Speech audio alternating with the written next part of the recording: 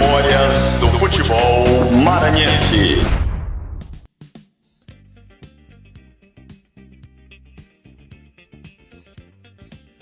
Tá começando mais o Memórias do Futebol Maranhense e hoje eu trago o ponta-direita Caio, campeão do mundo pelo Grêmio em 83 e que marcou época no futebol maranhense jogando pelo Moto Clube, onde foi campeão estadual em 77 e 89 pelo Moto e pelo Sampaio Corrêa ele foi bicampeão estadual em 90 e em 92. Caio virou uma lenda no futebol maranhense por sua passagem pelo Grêmio, campeão da Libertadores em 83 e também do Mundial em 83. Tudo bem, Caio? Tá tudo bem, Hugo. Graças a Deus, com muita paz e muita saúde. Caio, você é carioca, mas o coração já é maranhense, né? Não resta dúvida, pelos anos que eu moro aqui, né, em São Luís, eu já me considero um maranhense. Mas sou carioca da gema. Caio, esse título, esse rótulo de campeão do mundo pelo Grêmio não te deixou um pouco chateado ao longo dessa carreira? Porque parece que as pessoas só lembram de você por aquele título. Não, isso nunca me chateou em nada não, Hugo. Isso pelo contrário, eu sou um cara muito feliz, tive essa oportunidade de jogar na época num grande clube, com grandes craques, né, oportunidade essa que poucas pessoas têm, né, e fui campeão por mérito meu e com a ajuda daquele grupo, e eu me sinto feliz. O que passou já é passado, mas é uma coisa que vai ficar para sempre. Eu sou campeão do mundo. Fala em carioca, você é nascido em Madureira, um dos bairros de maior importância no comércio do Rio de Janeiro, né? Como era a sua vida lá no Rio antes da fama para o futebol? É uma vida simples, né, de um pai muito batalhador. Ele era fotógrafo, ralava muito para não deixar faltar nada em casa e nada para os filhos. E eu comecei no amador, no próprio clube do bairro, né, que era o Brasil Novo, né, era um clube amador, onde os meus pais eram sócios e eu jogava no Dente de Leite, né, e sempre levei jeito pro futebol. Meu pai, quando era vivo, era botafoguense, foi ele que me incentivou e que me levou para o Dente de Leite do Botafogo, onde eu tive uma sequência de vários anos no Botafogo, até chegar ao time principal e depois ir para o Madureira. É uma historiazinha simples, mas sincera, onde eu para chegar onde eu cheguei, foi com muito trabalho, com muita luta. E aliado aos treinos, você também estudava e conseguia conciliar a carreira de estudos com os treinos no Botafogo, né? Inclusive era uma viagem diária para ir aos treinos, tem toda essa história, né, Caio? Não resta dúvida. Eu tive um pouco de sorte também. Por quê? Porque eu, aprovado no Botafogo, eu estudava numa das melhores escolas do Rio, que era no Piedade, né, que é conhecida como Universidade Gama Filho. Só que é entregado, ali vai desde da escolinha até a pessoa ela se formar. Isso pago pelo Botafogo, né, quer dizer, eu já novinho não ganhava dinheiro, mas já ganhava a bolsa de estudo, que era uma coisa na época muito importante para mim. Agora não era fácil não, eu pegar o trem de Madureira para Botafogo,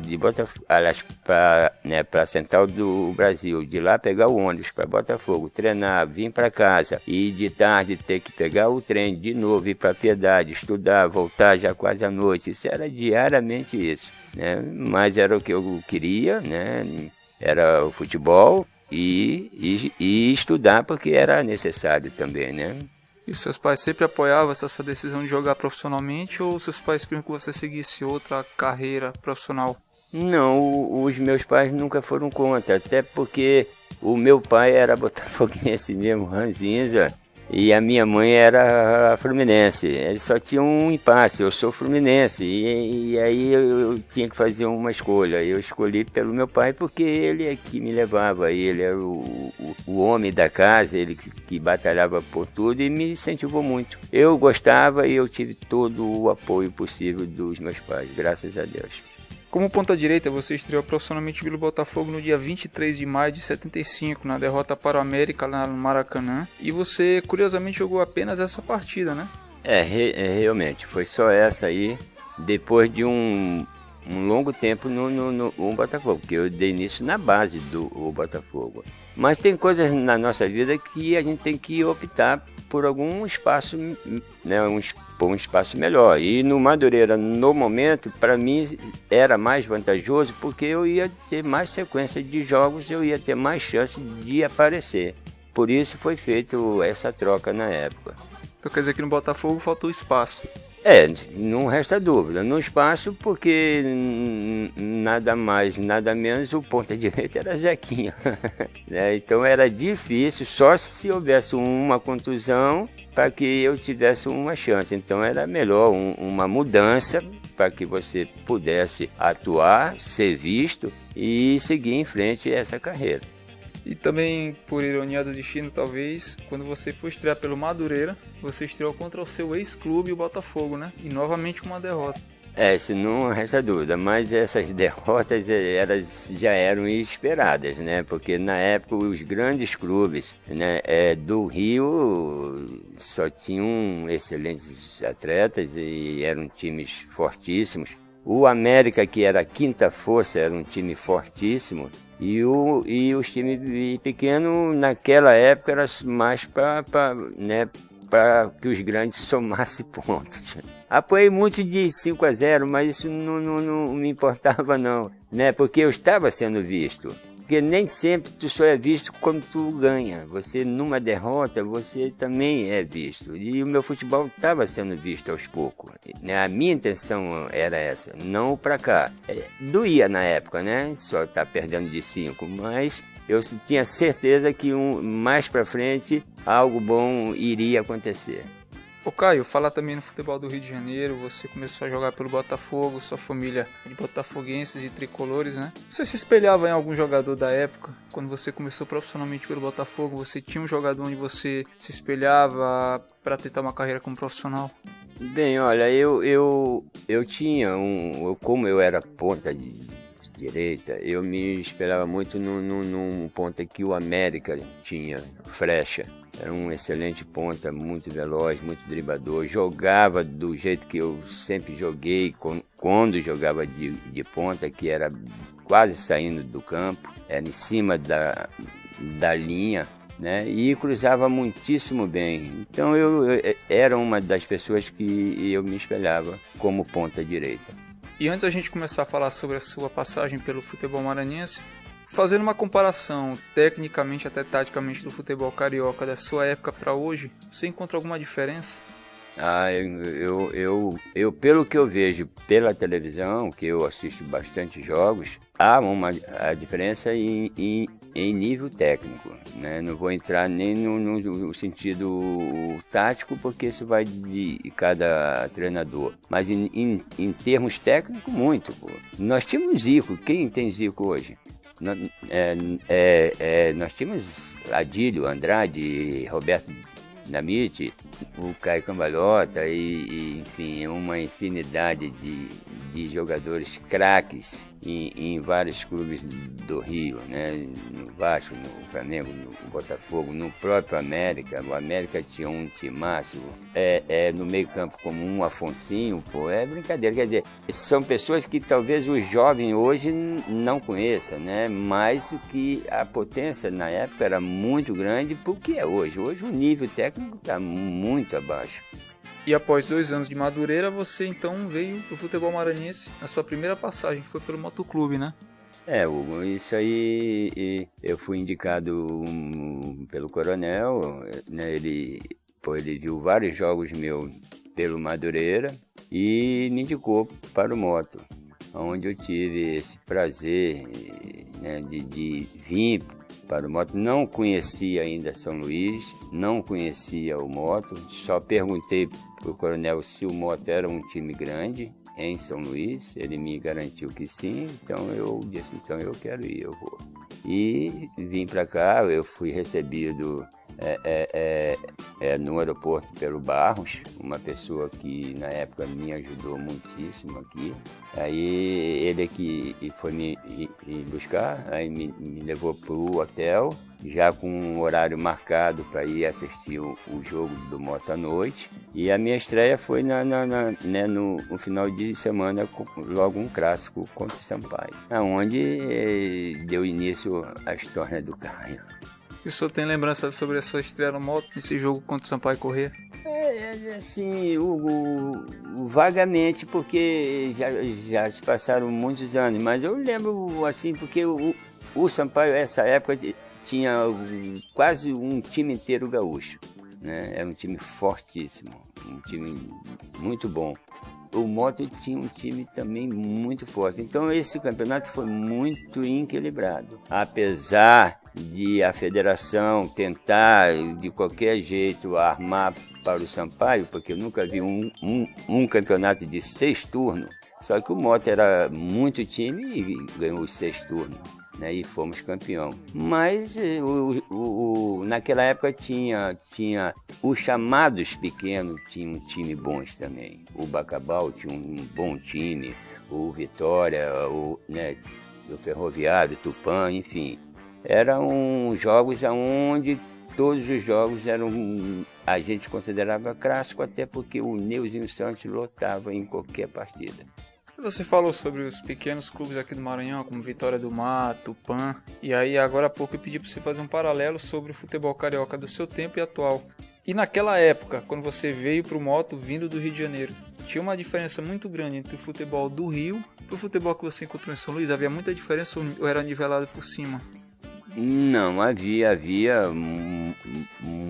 muita diferença. Não em termos, eu não digo nem em termos muito assim, em termos técnicos, porque naquela época no Maranhão tinha bons jogadores, muito bons. Tanto é que jogos que Moto, Sampaio faziam parte da Taça de Ouro, né? Os jogos eram equilibrados, né? O Palmeiras veio aqui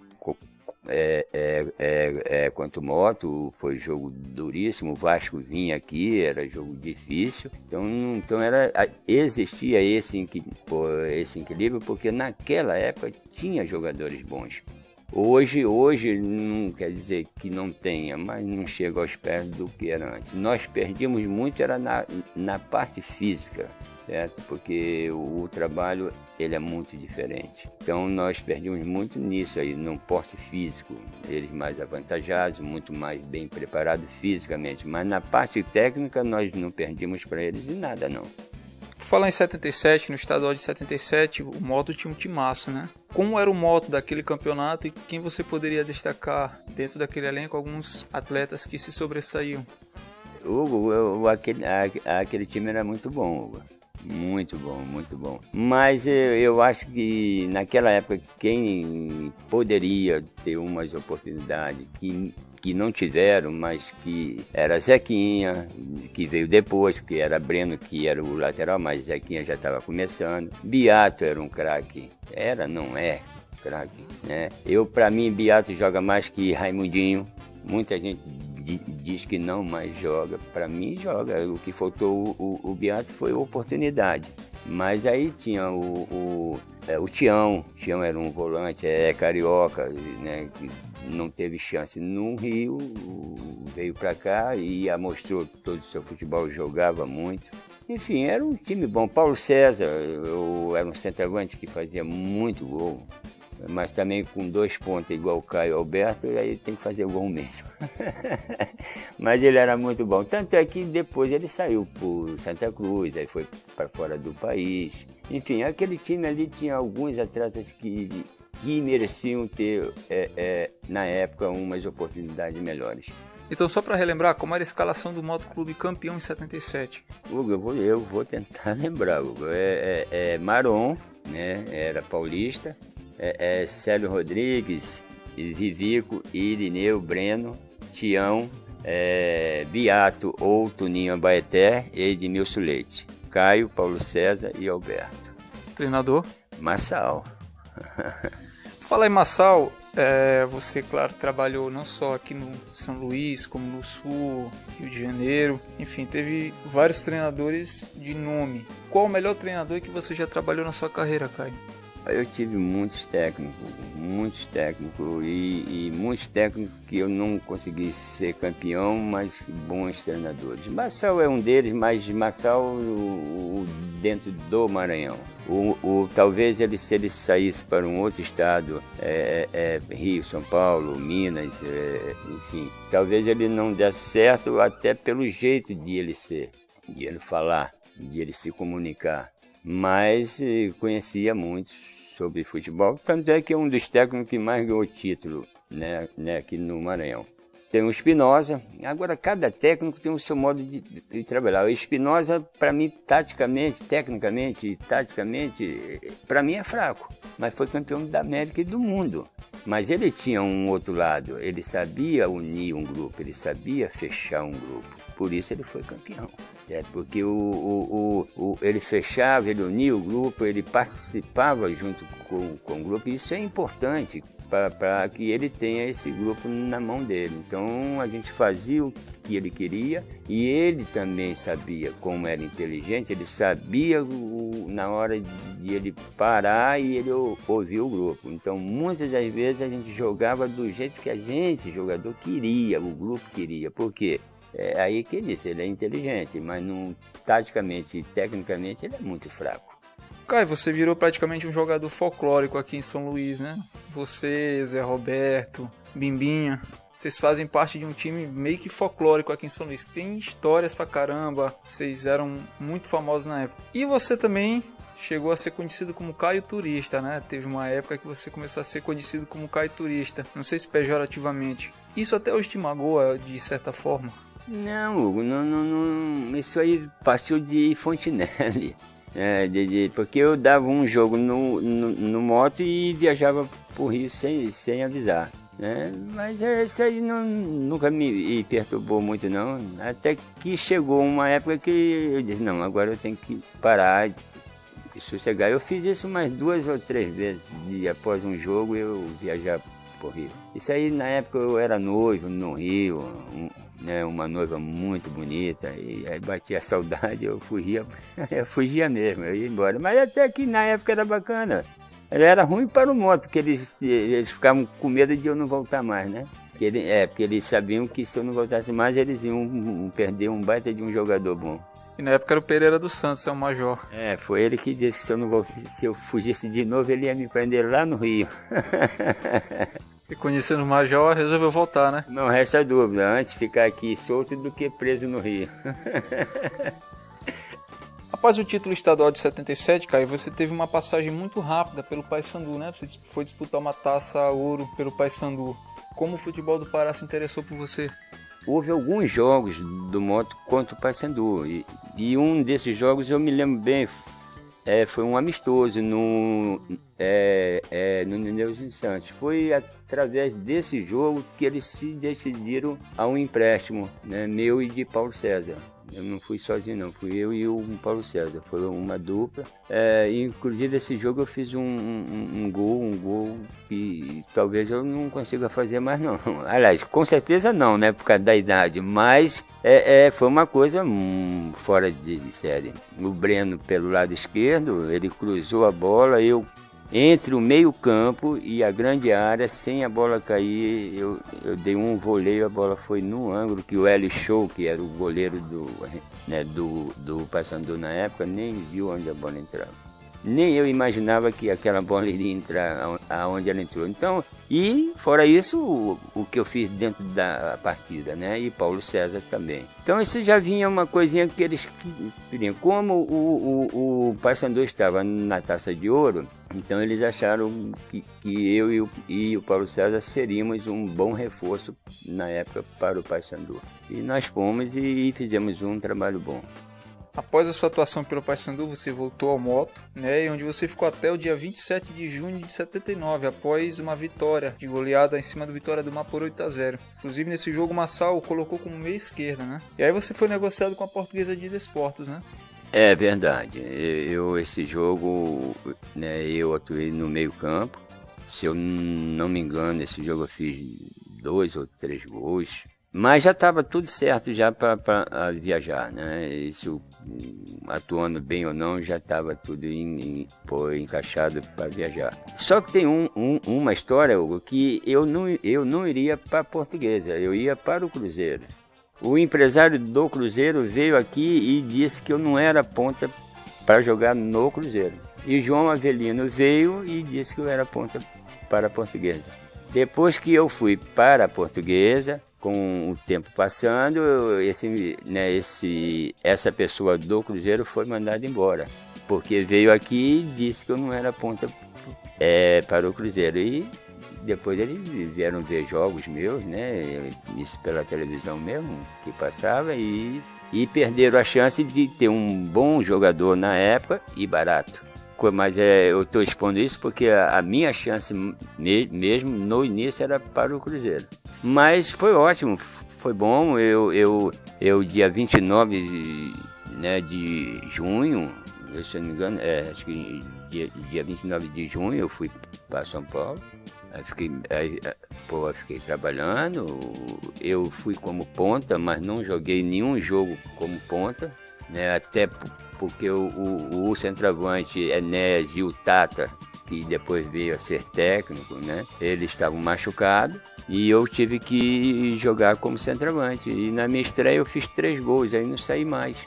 Aí era fazendo gols em cima de gol. Eu, quando não fazia, a bola batia em mim e entrava, então eu não saí mais. Então aí passei a ser centroavante.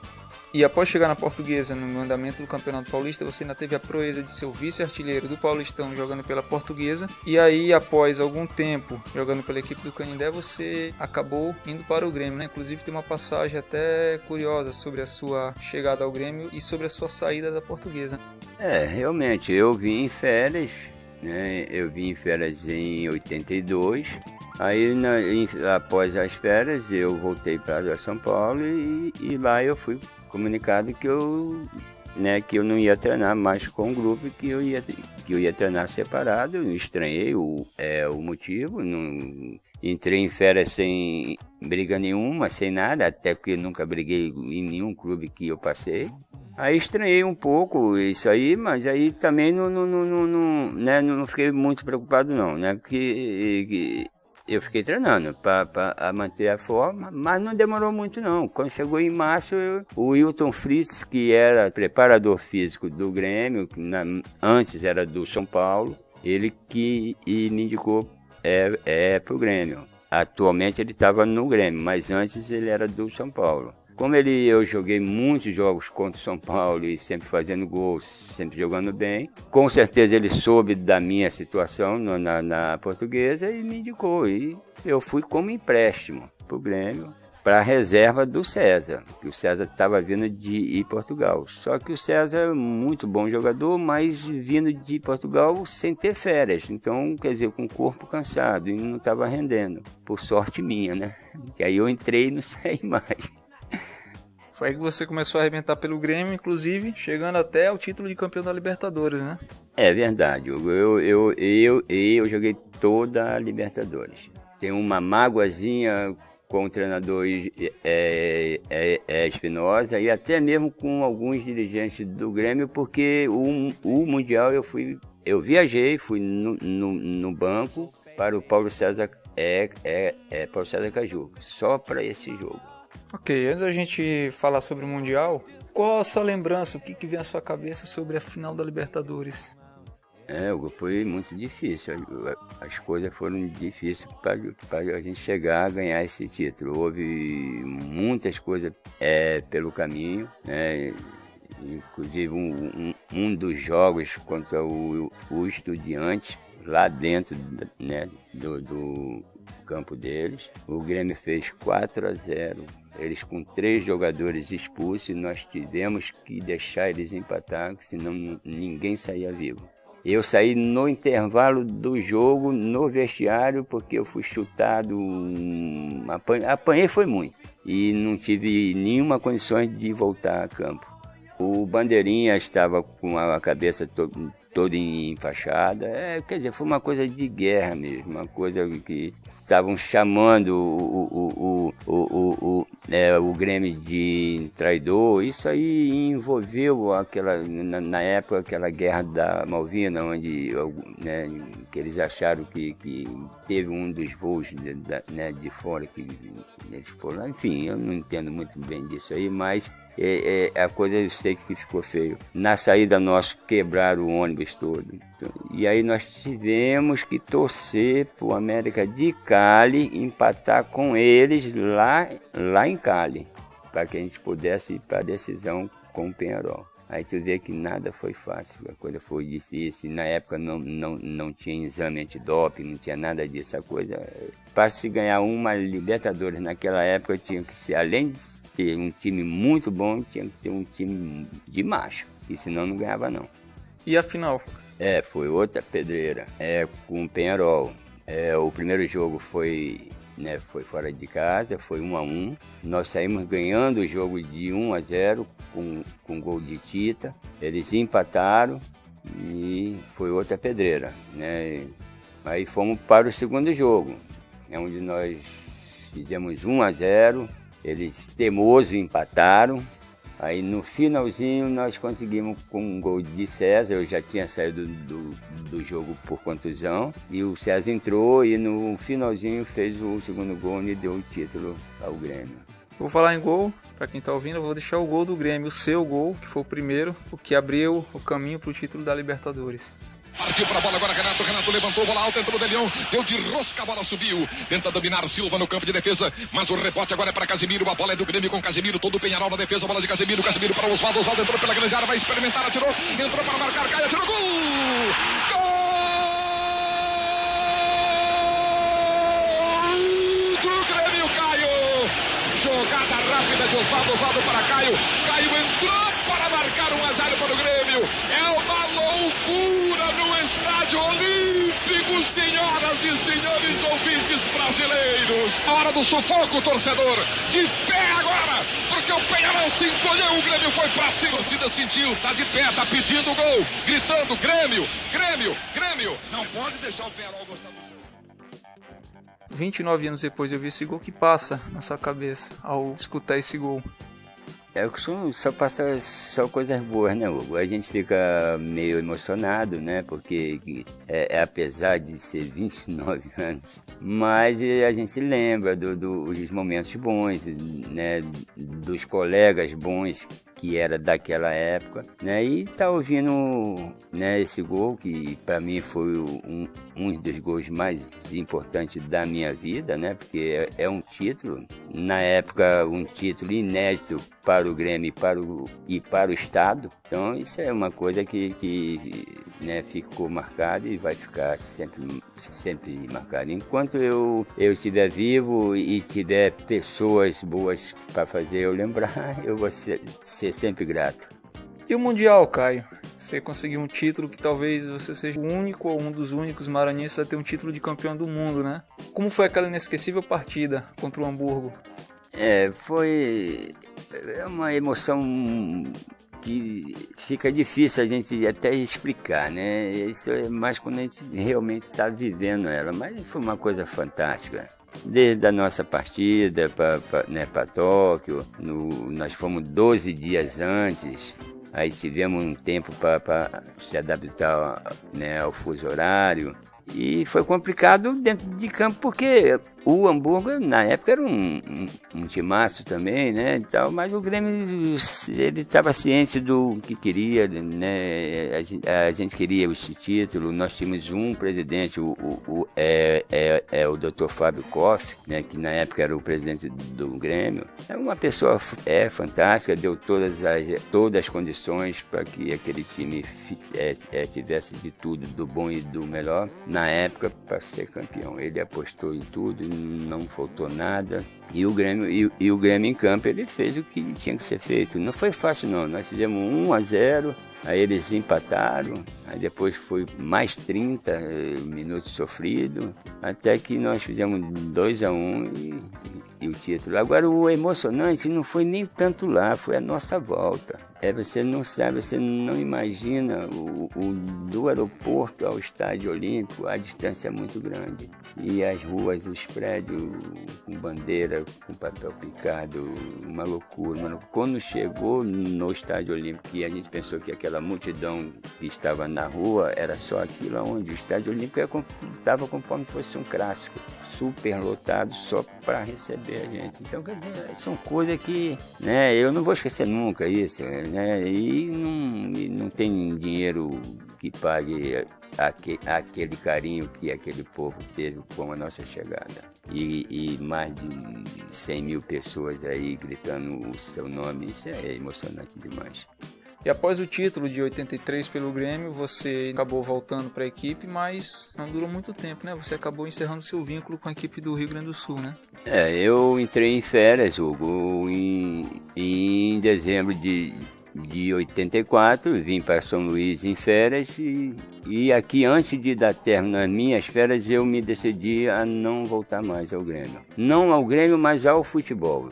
A minha intenção era não jogar mais futebol. Pois eu tive uma contusão muito séria e não estava conseguindo, na época, ficar bom. Isso estava me chateando e me chateou bastante, ao ponto de eu não retornar mais ao Grêmio. Eu liguei para o Grêmio, avisando que eu não ia voltar mais, que eu não ia jogar mais futebol. Até então, naquela época, o Grêmio era dono do meu passe, eles compraram, eu fui como empréstimo, mas depois, no ano seguinte, eles compraram o passe. E eu comuniquei, aí o Grêmio achou que alguma coisa fosse com o Grêmio, né, que na época o Palmeiras e Santos, eles queriam me comprar.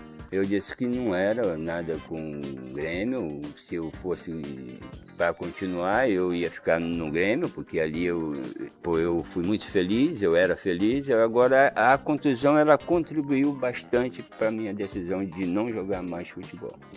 E em São Luís, de férias, né, já aposentado, você acabou voltando para o Moto, né? Como foi essa sua segunda passagem pela equipe rubro-negra, Caio? Vim para não jogar mais, mas como na época no Moto, o presidente do Moto era Mário Carneiro, né, e Mário Carneiro era muito meu amigo, até hoje ele, né, ele me chama de afilhado, eu chamo ele de padrinho. Né, ele me convidou para eu jogar no Moto, né, em 85. Tá? Eu disse, olha, eu estou parado essas minhas férias aí todinha, né, uma contusão, até então eu não sabia que eu já estava bom. É incrível, não sei como eu posso explicar isso. Eu não sei se lá porque é muito frio, aqui né, ajuda mais por ser um clima quente, enfim. Aí eu disse, olha, o passe é do Grêmio, eu não posso fazer nada. Eu simplesmente liguei pro Grêmio e disse que eu não ia jogar mais futebol. Agora, se o senhor conseguir o meu passe no Grêmio, eu vou treinar. E se não sentir nada, eu jogo no Moto. Pois não é que ele conseguiu, talvez através de política. Ele me disse que ele comprou o passe. Eu também não botei em dúvida nada, não sei o valor, se é que realmente ele comprou, mas eu sei que ele conseguiu. E eu vim jogando no Moto aí, e realmente o Moto esse ano fez um timaço, só não foi campeão por uma infelicidade, né, do caso de Beto. Nós tínhamos muitos pontos à frente do Sampaio e nós estamos ganhando do Tocantins de 1-0, né, até quem fez esse gol fui eu, e bastava ganhar ali o jogo que já era campeão, porque o Sampaio não os jogos que tinham não alcançava mais em pontos, né? E aí esse jogo ele foi parado pela a morte de Beto no campo. Aí foi marcada uma outra data e nós perdemos esse jogo na outra data, até porque nós não tínhamos mais cabeça para jogar. E nós demos chance para o Sampaio. Caio, você, ao longo de todo esse tempo aqui no futebol maranhense, deve ter algumas passagens, alguns casos que você viu de bastidores ou que você mesmo participou. Você poderia selecionar algumas pra gente aqui? Tem bastante, né? Mas umas engraçadas, outras não engraçadas, né? Até um pouco mais sérias. Tem a do Ivanildo, que hoje é muito meu amigo. Eu gostava muito de dar umas voadoras, mas com o Caio ele só dava umas voadoras erradas. E uma vez ele ele tentou, mas aí ele caiu, eu parei a bola e não dei sequência, aí pedi para ele se levantar, e isso aí, né, fez com que ele ficasse mais irritado ainda. Mas são coisas do futebol. Aí tem a do Zé Roberto com o Zequinha, coitado do Zequinha, que não tem culpa nenhuma. Ele ficou... O Zé Roberto era o último a assinar a súmula. Só que o Zequinha, por algum motivo, não assinou. Aí ficou o número 6 e o 9. E o Zé Roberto, ele assinou no número 6. E depois quis brigar com o Zequinha. Aí, enfim, o Zé Roberto entrou em campo com a camisa 6 e o lateral esquerdo, o Zequinha, entrou com a camisa 9. Mas tudo por culpa de Zequinha, que tinha que ter assinado antes para deixar só o dele ali, era assim que ele sabia, senão o negão era brabo, mas era gente boa. Tem outras histórias, tem histórias tristes, né? Em caso de 85, onde o nosso goleiro, infelizmente, passou a noite todinha com diarreia, e nós sabíamos que não era nada disso, principalmente eu sabia, e foi comunicado para o Dr. Cassas de Lima na época que ele estava vendido. Eu, pessoalmente, falei que o Moreira não era para jogar. Eu não lembro o nome do técnico agora, mas eu falei para o técnico também. E é outro pilantra que estava no meio. Porque nós falamos, já mostramos, e ele escalou o Moreira, o Raimundinho e Ribas. O Raimundinho, eu do meio de campo, eu botei ele na cara do gol. Ele e Zé Carlos. Entre ele e Zé Carlos, fisicamente, o Raimundinho sobrava. Ele esperou o Zé Carlos chegar e roubar a bola dele. É uma coisa que não tem. Ele diz que não, mas não tem. Com aquele talento que ele tinha, era veloz, rápido. O Zé Carlos, com mais de 3 metros atrás dele, não ia chegar nunca perto dele. Na hora do pênalti, quando o Beato perdeu o pênalti, ele botou a mão na cabeça. O Beato jogava já pelo Sampaio. Como é que eu jogo no Moto? O meu irmão joga no Sampaio, perde um pênalti, eu vou achar ruim? Eu não tenho nada a ver com ele, não. Eu tenho a ver com o clube que eu defendo, que era o Moto. E ele ficou triste. E todos os pênaltis, o Moreira caía primeiro para um lado para deixar o cara bater no outro. Nós fomos vice-campeão. Culpa de quem? Do treinador, que também estava dentro do esquema, dos dirigentes que não acreditaram nas pessoas sérias e certas, e nós perdemos um título. Isso em troca de um Corsa branco, que esse Corsa foi preso depois em São Paulo. 86 já não foi jogador, aí já partiu dos bastidores. O Sampaio foi muito mais ágil, muito mais rápido, estava talvez os dirigentes do Sampaio melhor fisicamente que os dos Motos, agiu mais rápido, né? E sequestrou o trio de árbitro. Mas aí, coisa do futebol do Maranhão, infelizmente, naquela época acontecia muito isso aí. Né, a história que quando a gente procurou, quando eu soube né, do árbitro, que ele não se encontrava em São Luís, eu já me preocupei. Né? Eu era um dos atletas mais antigos do Moto, em termos de idade também.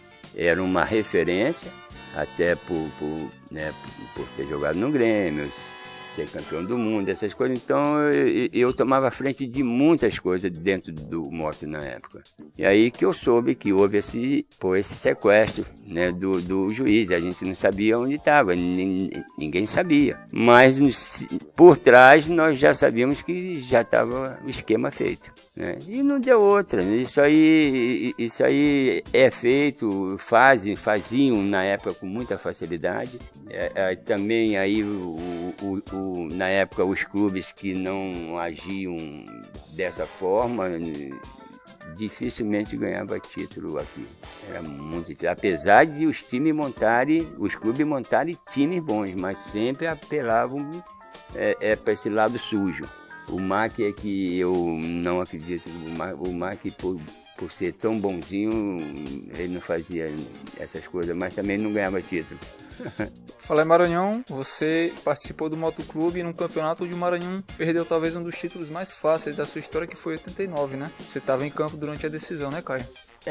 Realmente, né, naquele ano era o Maranhão ter ganho o título tranquilamente, até porque tinha um bom time, um time muito bem encorpado, muito bem trabalhado, um time muito bem fisicamente, um time que estava sobrado em campo. E o erro do Maranhão, a falha do Maranhão foi em Caxias, onde eles tinham tudo para sair de Caxias já como campeão, né? E não saíram, então eles deram asa ao Moto, eles deram chance ao Moto a vir ser campeão. Agora sempre existe o que eu falei antes, sempre existe os esquemas, sempre existe os sequestros, mas é uma realidade. O Mack deu chance e depois o Moto não abriu mão da chance que deu. E foi campeão em cima do Mack, o Mack sendo muito mais time que o Moto. Caio, você saiu do Moto na pré-temporada de 90 de uma forma um tanto quanto conturbada, né? Acho que nem você poderia esperar uma saída dessa na sua segunda passagem pelo time que o projetou aqui no Maranhão, né? É verdade. Eu sou motense, todo mundo sabe disso. Eu gosto do Moto, eu passei muitos anos no Moto, aprendi a gostar do Moto, da torcida do Moto. Agora a minha saída foi por causa do presidente na época, que era o Coutrin.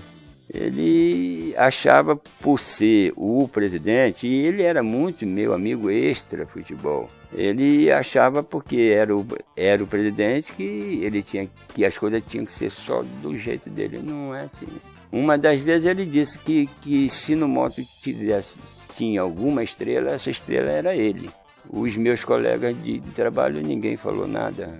Aí eu virei e disse para ele que se estrela só no céu quando o tempo está bom, porque com chuva não tem estrela. E outra coisa, nunca tinha visto ele com uma chuteira, com meião, com calção, nem fazer gol e nem defender gol. Pois então, estrela éramos nós. Ele estava ali para pagar o grupo. A obrigação dele era pagar o grupo em dia.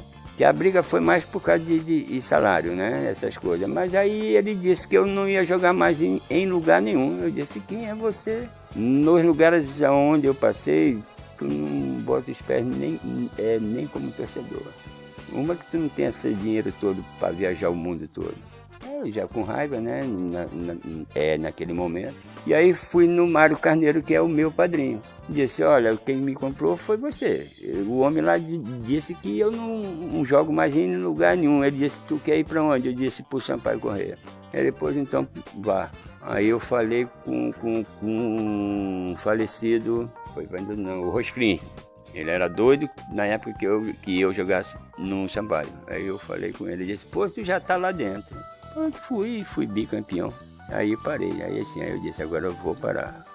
E após você abandonar os gramados, Caio, como foi a sua vida já após pendurar as chuteiras? Não, eu ainda participei de alguns campeonatos, mas como treinador, né? Eu fui técnico no próprio Maranhão, na Caxiense, no Açailândia, mas aí eu não dei sequência não. É muito complicado ser técnico aqui dentro do estado do Maranhão. Aqui a cobrança é muito grande e pouco retorno. Aí montei uma escolinha. Aí eu sempre gostei de estar dentro da área da esporte. A minha escolinha foi o maior sucesso, até eu também achar que era hora de parar, porque tudo é cansativo, né? Cansa, então tem hora que você tem que dar uma pausa, um freio.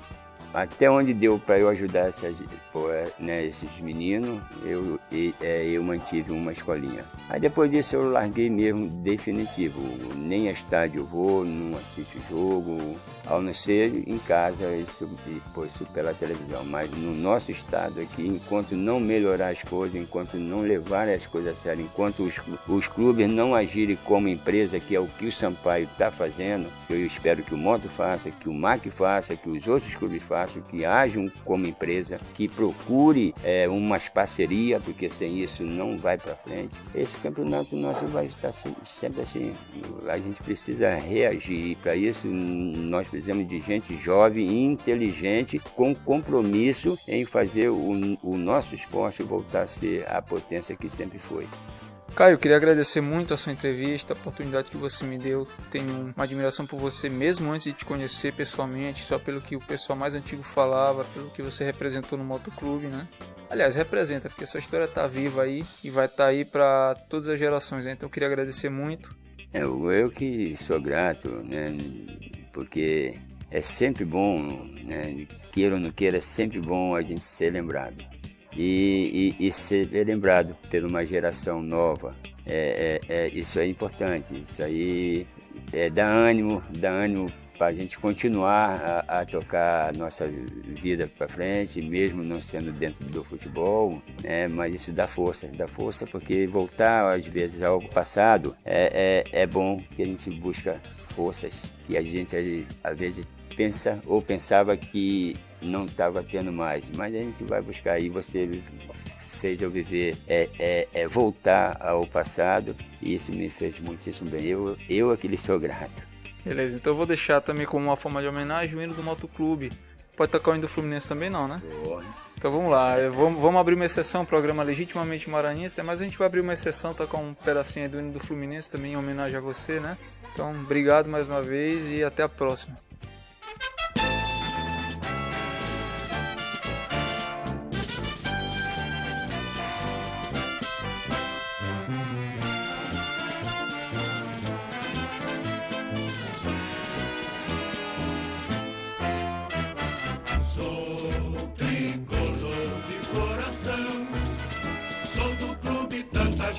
Campeão, vacina pela sua disciplina, o Fluminense me domina.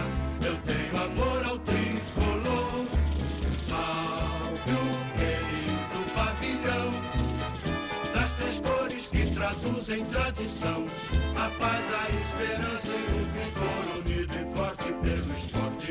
Eu sou tricolor, venço o Fluminense.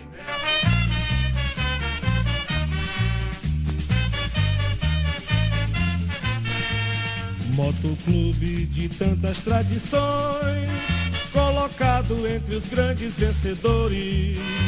Teu nome vive em nossos corações e nos lábios de muitos torcedores. Campeão de 1000 feitos gloriosos, de heroísmo sem par e de coragem. Recebe agora mesmo, nesse instante, a nossa mais esplêndida homenagem. Ó moto surpreendente, time de fibra e de garra, quando te lanças à frente, nenhuma defesa te barra. Nos gramados daqui ou de outro estado, honra o moto, o valor da nossa gente. Grande foi em todo o seu passado, ainda maior agora em seu presente. Nosso lema é vencer de ânimo forte, com justa fama de papão do norte. Marchemos nesse instante para a glória, na conquista de mais uma vitória. Ó moto surpreendente, time de fibra e de garra, quando te lanças à frente, nenhuma defesa te barra.